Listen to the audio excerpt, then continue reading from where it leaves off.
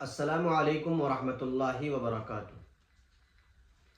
حاضرین ناظرین، ابھی 2 دن قبل یعنی 20 دسمبر 2025 کو حضرت مولانا مفتی شمائل صاحب ندوی دامت برکاتہم اور ایک شاعر جاوید اختر نامی ان سے وجود باری تعالیٰ کے عنوان پر مباحثہ اور مناظرہ ہوا۔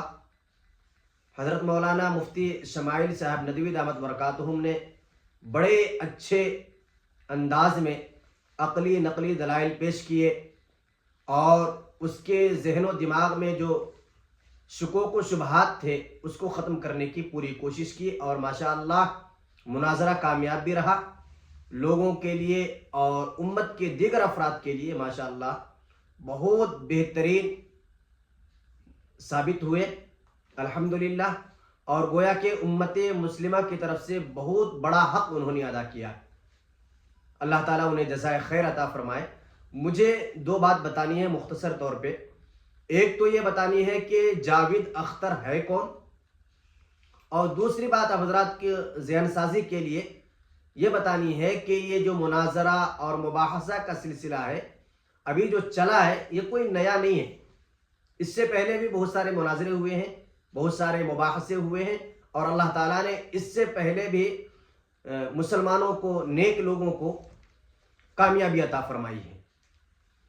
تو سب سے پہلے مختصر طور پہ جاوید اختر کون ہے اس کی تھوڑی لڑی آپ حضرات کے سامنے پیش کرتا ہوں۔ یہ جاوید اختر جو ہے یہ وہ صاحب ہیں جنہوں نے جنگ آزادی میں بڑی قربانیاں دی۔ آپ نے نام سنا ہوگا حضرت مولانا فضل حق خیر آبادی، بڑے پائے درجے کے عالم تھے، متبحر عالم تھے، اور جنگ آزادی میں بڑا رول رہا۔ 1857 کی جنگ آزادی میں انہوں نے بڑا رول ادا کیا، جیل بھی گئے اور شہادت کا جام بھی پیا۔ یہ انہی کے خاندان کا اور انہی کے خاندان کے جو لڑی چلی ہے اس کا ایک حصہ ہے جاوید اختر۔ اندازہ کر سکتے ہیں جن کے باپ دادا، جن کے دادا پردادا، انہوں نے بڑی بڑی قربانیاں دی دیش کے لیے، جنگ آزادی میں اسلام کے لیے، دین کے لیے، شریعت کو بچانے کے لیے بڑی بڑی قربانیاں دی۔ یہ اسی کے خاندان کا جو ہے ایک حصہ ہے جاوید اختر، جن کے ذہن و دماغ میں اللہ تعالیٰ نے اتنے شکوک و شبہات بھر دیے کہ وجود باری تعالیٰ کا ہی انکار کر رہا ہے۔ الامان والحفیظ، یہ کوئی جاہل طبقہ نہیں ہے، جاہل خاندان کا نہیں ہے، بڑے اونچے خاندان کا ہے، بڑے اونچے لیول کا آدمی ہے ہر اعتبار سے۔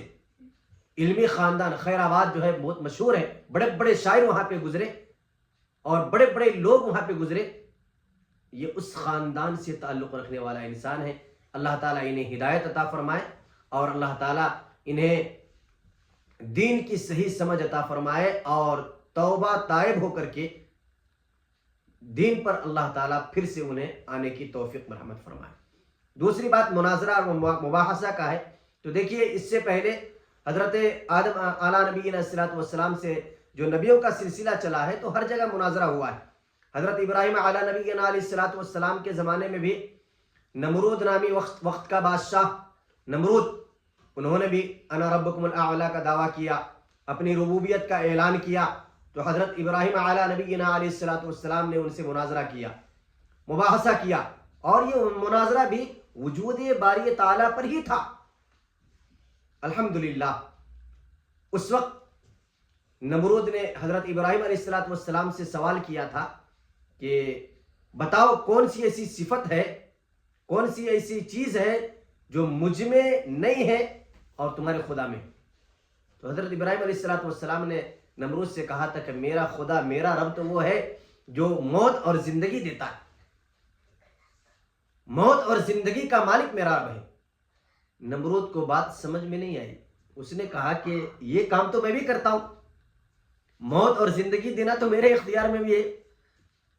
اس کافر نے ایسا کہا، اور اس کے بعد صرف کہا نہیں بلکہ ایک قیدی کو بلایا جو مجرم تھا، گنہگار تھا، اس کو بلا کر کے اس کو آزاد کر دیا، اور ایک بے قصور بے گناہ شخص کو بلایا اور اس کی گردن اڑوا دی، اور کہا دیکھو میں نے ایک کو زندگی دے دی، دوسرے کو موت کے گھاٹ اتار دیا، موت اور زندگی کا مالک تو میں بھی ہوں۔ ابراہیم علیہ السلام سمجھ گئے کہ یہ لات کا بھوت بات سے ماننے والا نہیں۔ حضرت ابراہیم علیہ السلام نے دوسرا حربہ استعمال کیا اور کہا کہ میرا خدا، میرا رب وہ ہے جو مشرق سے سورج کو نکالتا ہے اور مغرب میں ڈبوتا ہے۔ تیرے اندر اگر طاقت ہے، تو واقعتاً خدا ہے، اور تیرے اندر وہ جو ہے قوت ہے، تو تم اس کا الٹا کر کے دکھاؤ، مغرب سے سورج نکالو اور مشرق میں ڈبو کر کے دکھاؤ۔ قرآن مجید کے تیسرے پارے کے اندر اللہ تعالیٰ نے اس کا تذکرہ کیا، اور اخیر میں آیت ہے اعوذ باللہ من الشیطان الرجیم بسم اللہ الرحمن الرحیم فَبُهِتَ الَّذِي كَفَرَ، مبہوت ہو گیا، ہکا بکا ہو گیا، لاجواب ہو گیا، ایسے ہی جیسے آج یا 2 دن قبل جاوید اختر کے ساتھ جو مناظرہ ہوا تھا، مباحثہ ہوا تھا، کانپ رہا تھا، لاجواب ہو گیا، کوئی زبان سے کوئی بات نہیں نکل رہی تھی، بالکل اسی طریقے سے قرآن مجید کی آیت شاہد ہے اور بتا رہی ہے فَبُهِتَ الَّذِي كَفَرَ، وہ ہکا بکا رہ گیا۔ اور آگے اللہ خود فرماتے وَاللَّهُ لَا يَهْدِي الْقَوْمَ الظَّالِمِينَ، اللہ تعالیٰ ظالم قوم کو ہدایت نہیں دیتا۔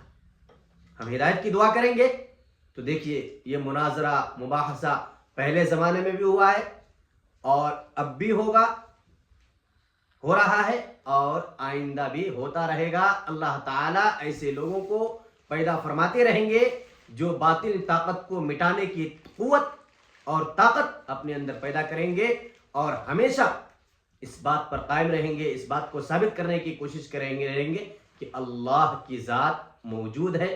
ہم سب کا یہ عقیدہ ہے اور ہم سب کا اس پر ایمان ہے۔ اللہ اس ایمان پر اور اس عقیدے پر مزید مضبوطی عطا فرمائے اور اسی پر ہم سب کا خاتمہ عطا فرمائے۔ السلام علیکم ورحمۃ اللہ وبرکاتہ۔